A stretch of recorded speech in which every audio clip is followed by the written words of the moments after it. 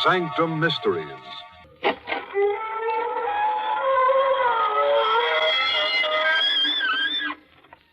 Good evening, friends.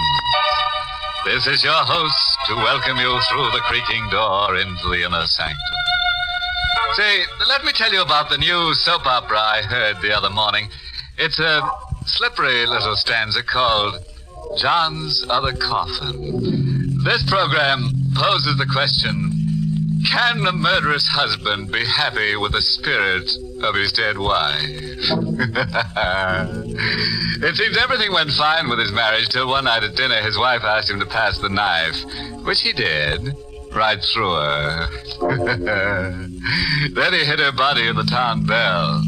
That's where he made a big mistake, because the next morning she told on him.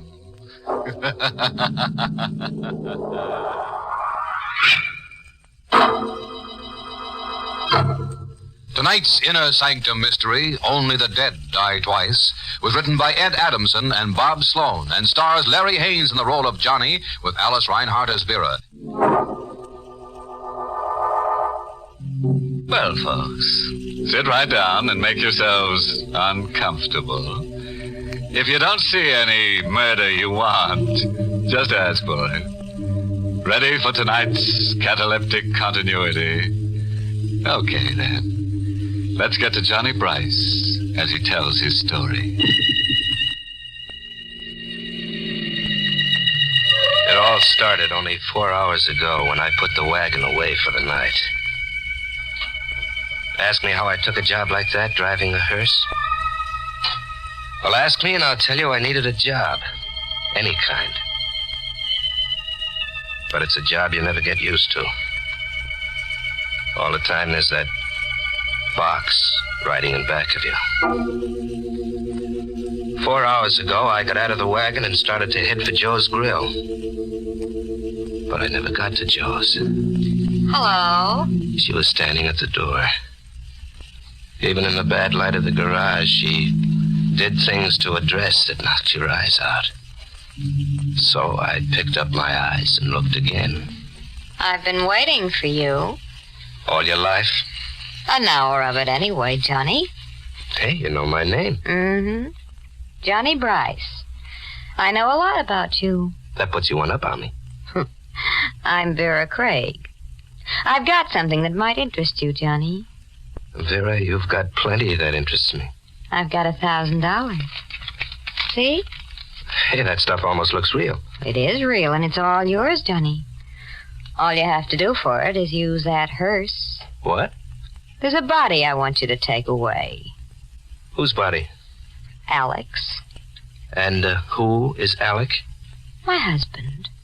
He's in our apartment. It's 23 Grove Street. Well, the parlor handles the orders. Why didn't you call them? I couldn't. Why not? My husband has been murdered. Oh.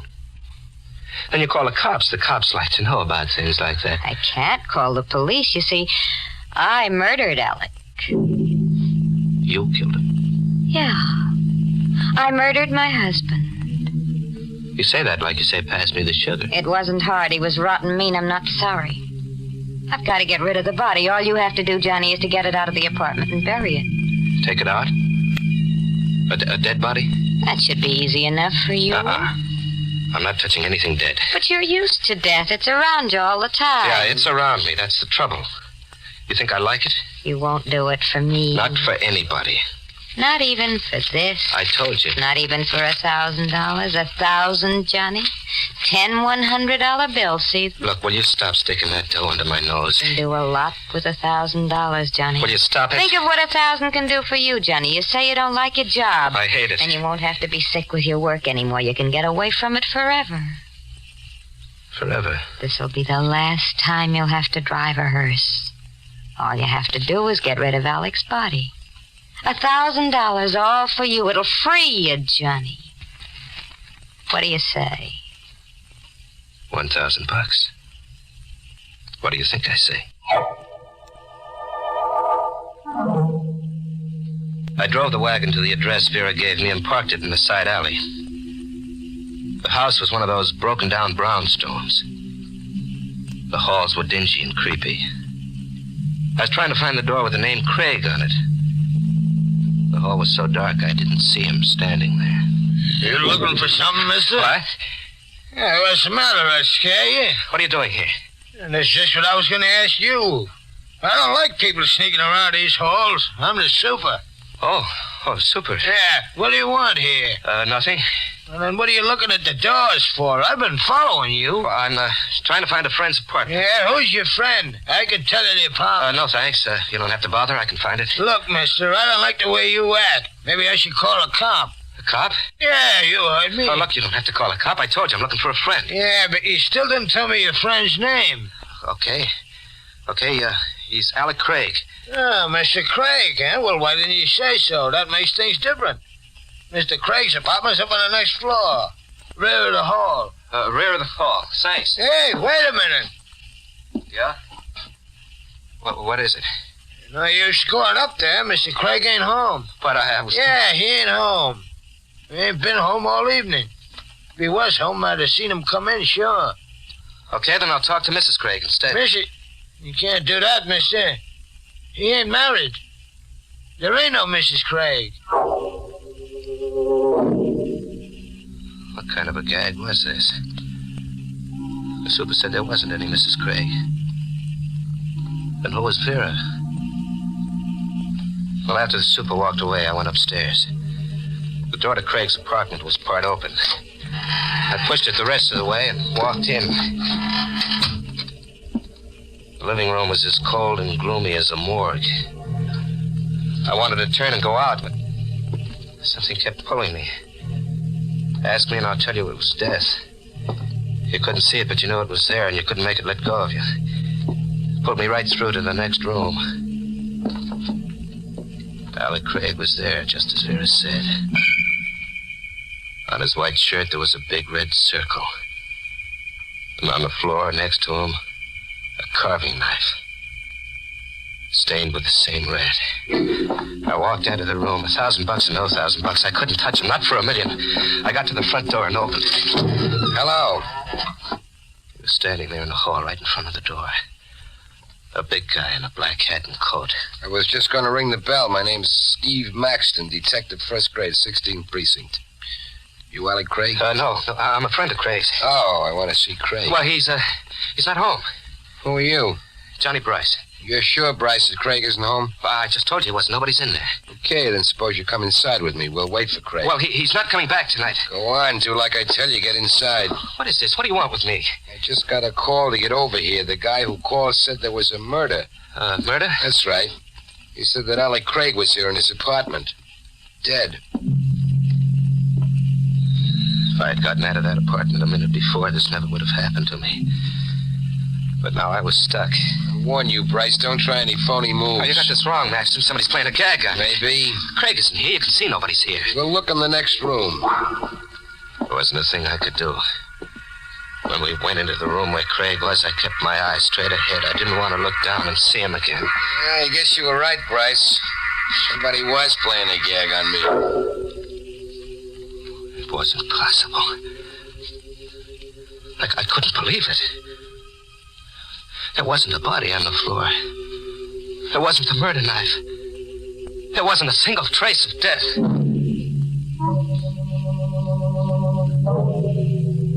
Maxton went out and left me there alone. I stood right on the spot where Craig's dead body had been. My head spinned around like one of those kids' tops that makes that whirling sound. And the sound was my own voice asking myself 100 questions that didn't have any answers. And the whirling sound got worse and worse. All of a sudden it stopped. Hello, Johnny. Vera, What's the matter, Johnny? Aren't you glad to see me? how'd you get here, Vera? How'd you get into that closet? There's a back entrance to the apartment. Look, what's going on here? There was a body right here on the floor. I saw it with my own eyes. Yes, Johnny, you saw Alec's body. I put it in the closet to save you. If that Detective Maxton had found it, then you'd be in trouble, wouldn't you? You said Craig was your husband. He was. You're a liar. The super told me Craig wasn't married. He wasn't your husband, was he? Was he? All right, he wasn't. Why'd you lie to me? Because I wanted to make sure you'd help me. What kind of a game are you playing? When I told you I killed Craig, that was the truth. Why'd you kill him? Because he deserved to die. He was blackmailing me. Johnny, you've got to get him out of here quickly. Oh, no. I'll meet you out at Mount Crescent Cemetery. All you have to do is carry him down the back stairs to the hearse. Nothing doing. I'm not going to touch him. I couldn't put my hands on him. $1,000, Johnny. It's still waiting for you. I don't want the 1,000 anymore. Here, Johnny, I'll give you half of it now. No. When you're finished out at the cemetery, you'll get the rest. No, I said. Here, take the $500. I told you no. Now look what you've done. You'll only have to pick it up. I'm not going to pick it up. I don't want any part of your lousy dough. Keep it. The deal's off. Oh, no, Johnny. The deal isn't off at all. Not a bit. You're going to do exactly as agreed. Money or no money, you've got to. Now. No. What do you mean? You told me you spoke to the super. He saw you here. They'll find Craig's body if you don't take it out. So they'll find it, so what? That Detective Maxton, he knows you now, Johnny. The detective remembers a face. They're good at that. If Craig's body is found, you'll be blamed for the murder. Why, you dirty little... So that's it? Yeah, that's it. And there's nothing you can do about it, Johnny. Absolutely nothing.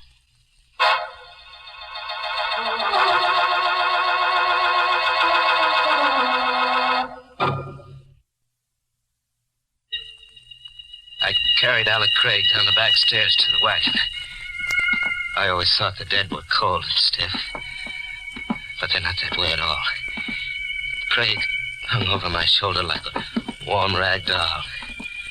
And with each step down those dark stairs, he bounced, and his face touched mine. With each step, a scream broke loose down deep inside of me, and I had to bite my tongue to keep the scream from coming out. I finally got him to the wagon. I dropped him into the box. Then I closed the lid. He was there in the box, but I could still feel his weight on my shoulder. His face brushing against mine. I shut the back door and walked to the front of the wagon. Where you going, What? Bryce? Maxton, I said, where you going? what are you doing here? You still didn't answer my question. To the garage. I'm putting the wagon away for the night. You didn't tell me you drove a hearse. You didn't ask me. Didn't I? No. Well, then I guess I didn't ask. I was waiting out front. You didn't come out that way. Oh, there, backstairs. I had my wagon parked here in the alley. And why didn't you go in through the back? Huh? You went in the front way. How did you know? Oh, maybe I was outside when you got here. Maxton, who are you? You saw my badge. I'm a cop. What do you got in that hearse? Just a box. What's in the box? Nothing. Sure? It's empty. And you wouldn't mind if I had a look. What? Let go of my arm. I tell you, the Bryce. box is empty. What are you so nervous about? Your hand shaking like a leaf. It's a box, I swear. There's nothing in it. That's what you said. What are you going to do? Nothing, Bryce. Like you said, the box is empty. I'll see you around sometime. Soon. Maxton walked out of the alley, got into a car, and drove off. What was the game they were playing, Vera, Maxton? Why did Maxton let me off so easy? I drove the wagon out of the alley and headed for Mount Crescent Cemetery, where Vera was supposed to be waiting. When I got to the River Drive, I started to breathe again. Well, I was lucky after all. I steered Maxton off. And I noticed there was a car behind me. I knew who it was, Maxton. That's why he let me off, so he could tail me. I slammed the gas down all the way. He stayed right behind, the same distance. There was a curve ahead. I rounded the turn and then cut off to the side of the road. I killed the lights and waited.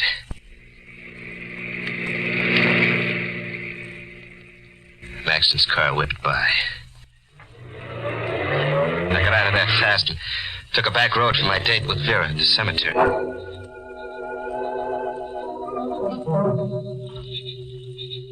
What took you so long, Johnny? Well, Maxton tailed me, Vera, but I shook him off. What is it, Johnny? For the way you look here in the moonlight. What's the matter with the way I look? There's something about you that reminds me. Reminds you of what, Johnny? Death. Sure that's something alive? For real? Here's the shovel. You'll dig the grave over there near that tree. No, I can't do it. I can't do anymore. This way, Johnny. Stay where you are, Bryce. Maxton. Thought you got rid of me, eh? Maxton, believe me. I had nothing to do with it. It was all her idea. I didn't want to come out here. You picked a Lulu this time, Vera. So you found out, Steve. What are you going to do? What is this? A nice yellow Lulu. He tries to pin it all on you. What are you two talking about? So this is the spot where you two have been meeting. Meeting? Cut the act, Bryce. I don't get this. You're wasting your breath. That's not going to save you. I told my wife if I ever Your wife? caught her... Vera's your wife? No use, Johnny. There's nothing we can do about it now. But now you'll find out everything about us. Maxton was holding the gun level at Vera. She was right. He'd find out everything. Craig's body was a few yards away in that wagon. I couldn't let Maxton find that body. I waited a second. I jumped out. I saw the gun fly out of his hand. I held him by the coat collar. He brought his right all the way around, but I ducked just in time. Then I buried my fist in his middle. I heard the wind go out of him. Then he dropped to the ground. Come on, Phil. Let's get out of here. No, Johnny. He'll be around soon. We can't go yet, Johnny. Don't you see? See what? He'll find you. No matter where you go, he'll find you. I know him. You'll hang for Alec Craig's murder. But I didn't kill Craig. You did. We'll both hang. He'll fix it that way. You won't have a chance. Here. Take this. Gun? It's his. What do you want me to do? Take it, Johnny. You know what you've got to do. Kill him. Kill him? It's the only way out for you now. You've got to kill him. But I can't. I can't. All you do is pull the trigger. It's so simple. He shoved the gun into my hand. The metal of it burned my palm like a hot poker. Hurry up, Johnny. Shoot. I couldn't lift my hand. Hurry before it's too late. She picked up my hand and aimed the gun at him. Before it's too late, Johnny. Maxton was laying in the moonlight, quiet and still. I closed my eyes against the side of him. Then I felt her finger press mine.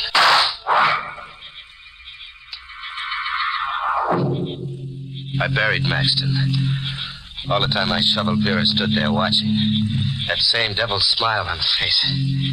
After I dug another grave, I went back to the wagon to get Craig's body. I opened the little box and reached in. Vera! I sat there in the dark of the wagon, my brain not believing what my hands touched. The insides of the empty box. Vera! She didn't come. I got out of the wagon and started for the grave. Vera! Vera, he's not here. The box...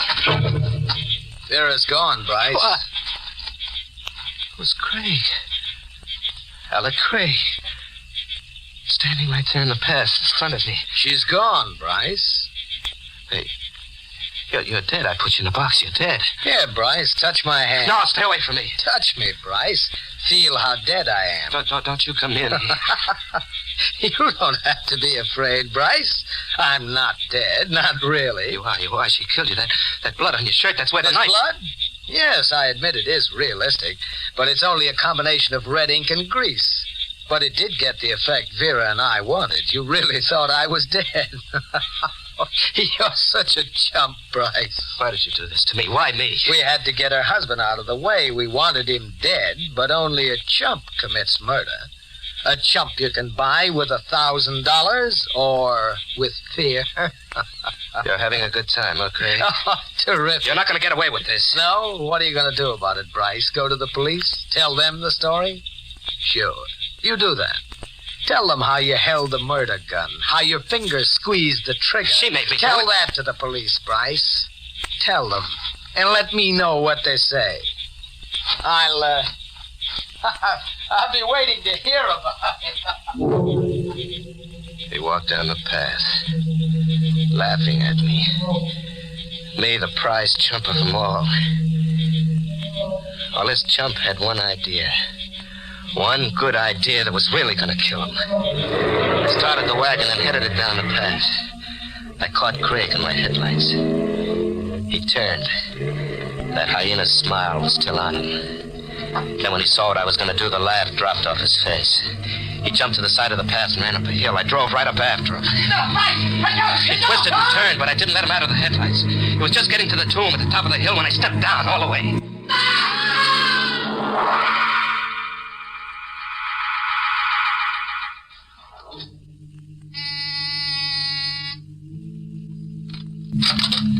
Alex, what took you so long? Hello, Vera. Johnny. What's the matter? Aren't you glad to see me? What are you doing here? We'll talk about it inside. There's nothing to talk about. I said I'm coming in. Get out of here. It's no way to treat an old friend. Craig told me all about it. How you framed me into the murder. Of course he told you. It was all my idea. Cute idea. Told you before, there's nothing we have to talk about it, so you might as well leave. You're expecting Craig, that right, Vera? None of your business now. Either you get out Craig won't be here. What? He couldn't make it, Vera. On account of he's dead. Dead?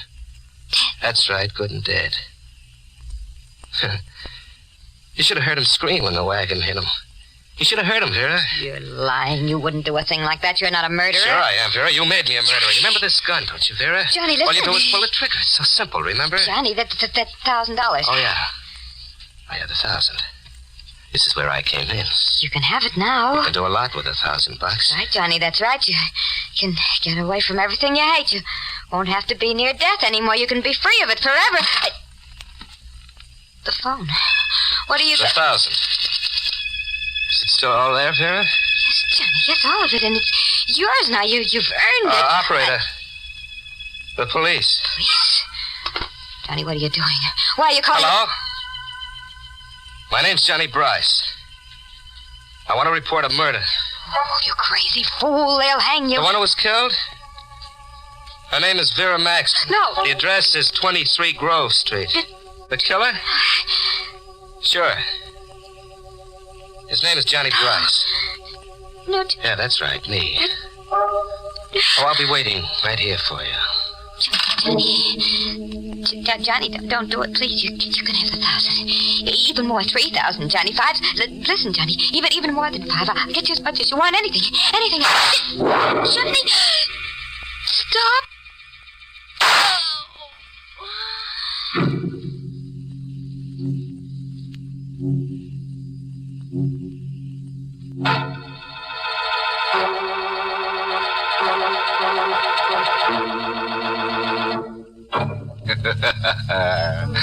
Now, that's the way I like to see our stories finish. Plenty of corpses and no remorses. Well, Johnny finally got the drop on Vera. But you should see the drop the hangman got on Johnny. Say, there's a moral in tonight's tangy little tidbit. It comes from the grave works of the funeral philosopher, Wormley Digger, author of One Hearst Town. Now, how's it go? Oh, yes. When you plant a corpse, be prepared for anything. You can never tell what might come up.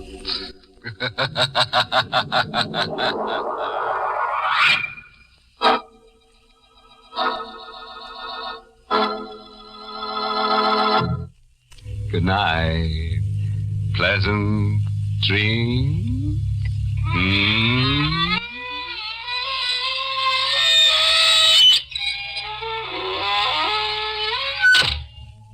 Inner Sanctum was heard in the United States over CBS, the Columbia Broadcasting System.